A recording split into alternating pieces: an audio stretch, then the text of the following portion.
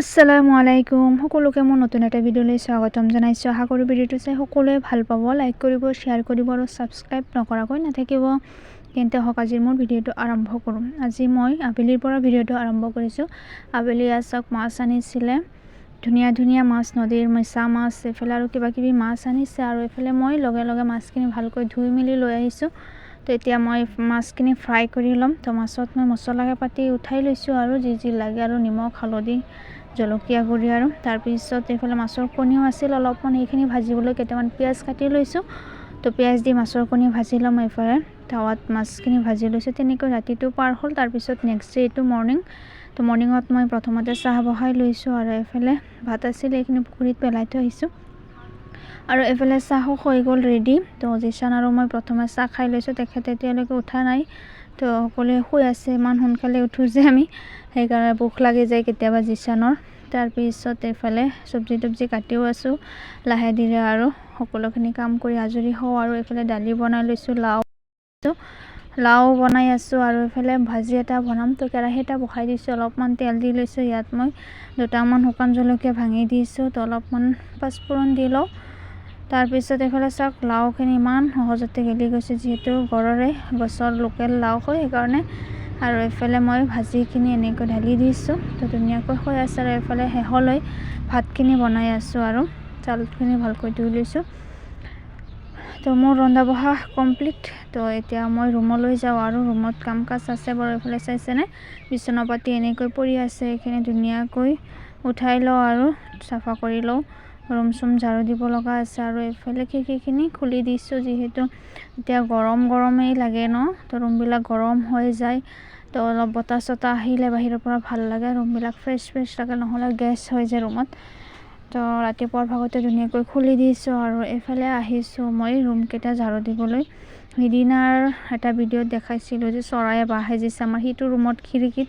তো গাহ বন আনি কেনেকুৱা লেতেৰা কৰি পেলাইছিল। আৰু এতিয়াও চাওক এইটো ৰুমত তেনেকৈ ফেনৰ ওপৰত অলপ জেগা পাইছে, ইয়াতে আনি গাহ বন দি বাঁহ সাজিব লৈছে। যেনে কিনো কৰিম, চৰাই ভাল পাইছে চাগে। তাৰপিছত সকলোখিনি ফ্ৰেছ ট্ৰেছ কৰি লৈছোঁ। তাৰপিছত জিছানক ৰেডি কৰা স্কুললৈ পঠাইছিলোঁ। তেওঁৰ আজি প্ৰথমতে স্কুলৰ পৰা কিতাপ দিলে আৰু ইউনিফৰ্মো দিছে। তো সেইদিনা যেন আমি এডমিশ্যন দি থৈ আহিছিলোঁ। তো তেওঁৰ স্কুল বহিব সোমবাৰৰ পৰা চাগে। তো তেওঁক আজি স্কুলৰ পৰা কিতাপ চিতাপ দিলে আৰু মোৰ কিমান যে ভাল লাগিছে, সঁচাই বহুত মনটো হেপী লাগিছে। বহুত দিনৰ আশা যেন পূৰণ হ'বলৈ গৈছে। মোৰ এইটো আশা আছিল জিছান ডাঙৰ হ'ব, স্কুল যাব, পঢ়িব, ইউনিফৰ্ম পিন্ধিব, চাই ভাল লাগিছে।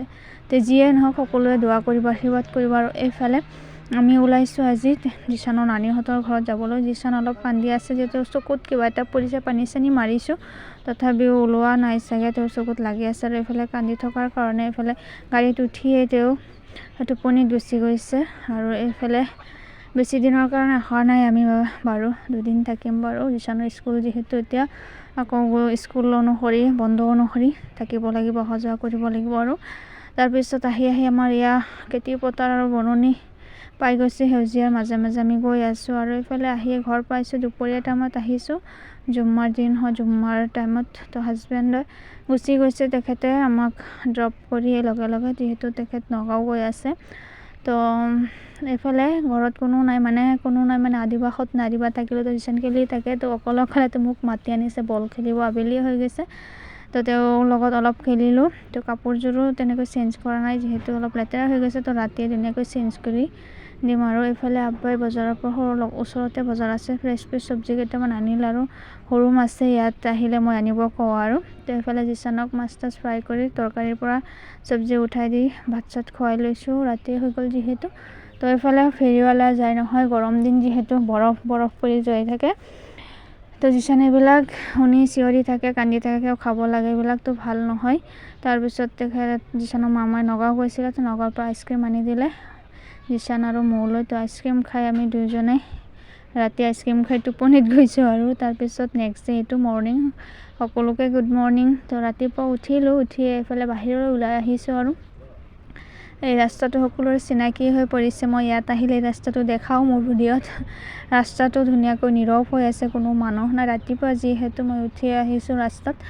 এইফালে চাইছেনে এটা বস্তু, সকলোৰে ঘৰে পানীৰ যোগানৰ ব্যৱস্থা কৰিছে ঠিকেই, কিন্তু পানীটো নাহে, পানী নিদিয়ে।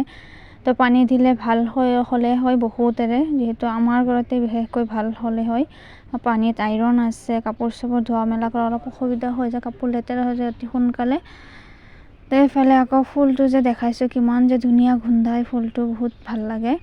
তাৰপিছত এইফালে আহিলোঁ, আহি দেখোঁ মই চাহ তাহ কিবা বনাই আছে আৰু এইফালে পিঠা বনাব চাগে। এই পিঠাটো আমাৰ গাঁৱৰ মেইন পিঠা আৰু আলহী আহিলে আৰুতো কোনো কথাই নাই, পিঠাটো বনাবই।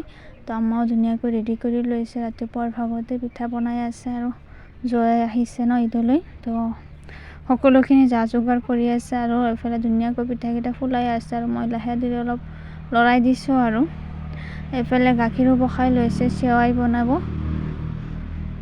তো তেনেকৈ ৰান্ধি বাঢ়ি লৈছে কিবাকিবি। তো এনেকৈ হাজবেণ্ডক ধুনীয়াকৈ ৰেডি কৰি দিছে খাবলৈ। তেনেকৈ খাই বৈ লৈছোঁ আমি নাস্তা পানী। তাৰপিছত যিহেতু আদিবা নাই ঘৰত, যিচা নকলকে এইফালে আদিবাৰ খেলা বস্তু কেইটামান লৈ অলপ খেলি আছে তেখেতৰ ৰুমতে। তো লগত কোনোবা থাকিলে আৰু বেছিহে উৎপাত, নীৰৱে খেলি আছে এতিয়া বহি বহি। আৰু এইফালে আম্মাই নাস্তাৰ কাৰণে যোগাৰ কৰি আছে, ভাতৰ লগত খাবলৈ কিবাকিবি বনাই আছে, পোলাও চোলাও। আৰু এইফালে দালি চালি মাছ তাছ আছেই বাৰু। তো এইফালে ৰন্ধা বঢ়াও চাগে আমাৰ কমপ্লিট। আৰু জিছানক মাতি নি এইফালে খুৱাই লৈছে প্ৰথমতে, জিছানে কৈছে টেষ্টি হৈছে বুলি। তো ৰন্ধা বঢ়া কমপ্লিট যিহেতু, তো এইফালে সকলোৱে বহি গৈছে খাবলৈ আৰু হাজবেণ্ডকো ধুনীয়াকৈ দি লৈছে। তো এয়াই আৰু আমাৰ সৰু সুৰা ভিডিঅ'বোৰ সকলোৱে বেছি শ্বেয়াৰ কৰিব, লাইক কৰিব। তো ভিডিঅ'টো চাই যদি ভাল পালে লাইক কৰি দিব। আজিলৈ ইমানেই, আজিলৈ বাই।